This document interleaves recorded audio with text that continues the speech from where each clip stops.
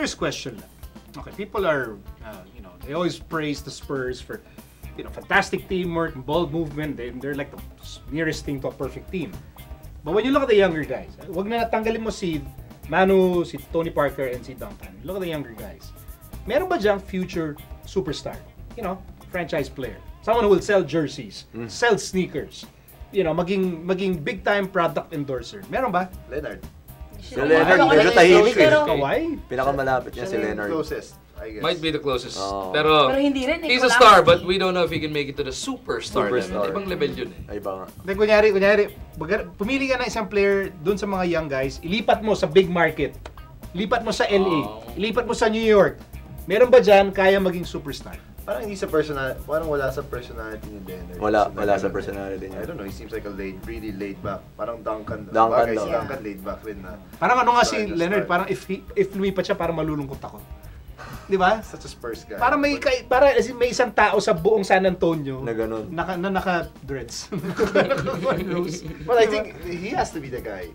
If he's the closest. Wala na iba. Pero superstar level. Kaya ba? Ba't hindi? Di ba bata pa siya?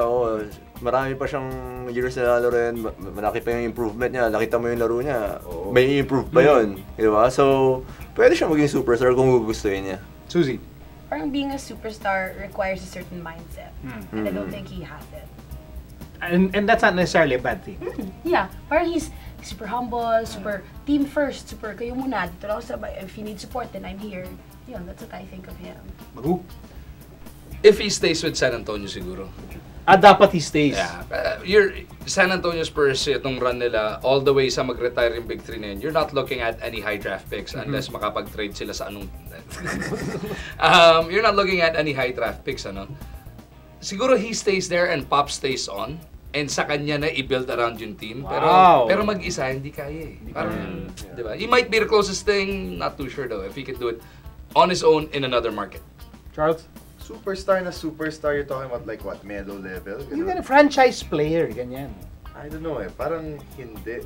Like yung magkaka-diehard fans sila. Parang, he's really making strides. Dati, coming out of college, walang jump shot yan eh. Ngayon, meron na, he can make the three. One of the best defenders, he can dribble naman. Sino dinakdakan niya kanya? Si Ibaka. With the left hand. He's freakishly athletic. I think may small chance naman. And like Magu said, when they all retire, they'll have to build the team around somebody. Unless may mabunot na naman silang European na ewan ko na parang the next Tony Parker. Ganun. Pero sa yung Australian, hindi rin. Si Aaron Baines. Sa kanila, Patty Mills. Patty Mills. I would have thought Patty Mills. Kasi sa international, grabe yun eh. As in, close to 30 points din. Malay mo.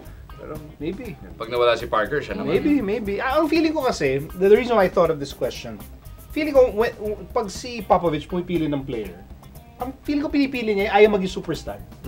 These are guys who are... Attitude, yung pang happy sila to be in a team setting na, walang sikat ang sikat lang yung mga kuya nyo. Si Kuya Tim, Kuya Manu, diba si Kuya Tony. Kahit si Tony Parker. Manu yata tito na. Manong na. Manu. Tama. And si Parker Manu nga, parang they're not even that star. They're not parang pa-star na. Of course, if you get the number 1 pick na you get a Tim Duncan, medyo jackpot rin kayo nun. But even Tim, Tim is, as everyone can see, he is not, stariray na. No, hindi. Diba? Even David Robinson before. Even David. Iba yung culture talaga eh. Culture number 1 pick, konti na lang ang nagcha-champion with their own pick, and those two guys are both of them. That's why, kaya feeling ko, even let's say the answer to this question is wala. If you're Popovich, correct. Because that's what I wanted all along. I don't, baga, yung ibang team, gusto nila, collection of either current superstars or future superstars. Whether it's for performance or marketing or whatnot. Or even aging superstars. Tama. Correct. And coming from you, I'm glad sinabi mo. Pero dito sa Santo, para sa natin, we're collecting players. Meron akong isa.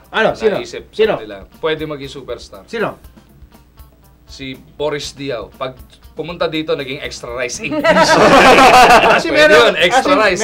May isa pa ako. I think Matt Bonner, when he retires, I think he will do so well as a broadcaster. Yeah. Matt Bonner. Have you seen his, Coach B Clinics sa YouTube? Tingin ko talaga, pag ito nag-retire si Bonner, dapat yan, kuha ko TNT, ESPN, kukunin ko yan. I think he's going to be a TV star. Okay, so, tell us what you think. Kung may future stars, tweet us at FTW Sports.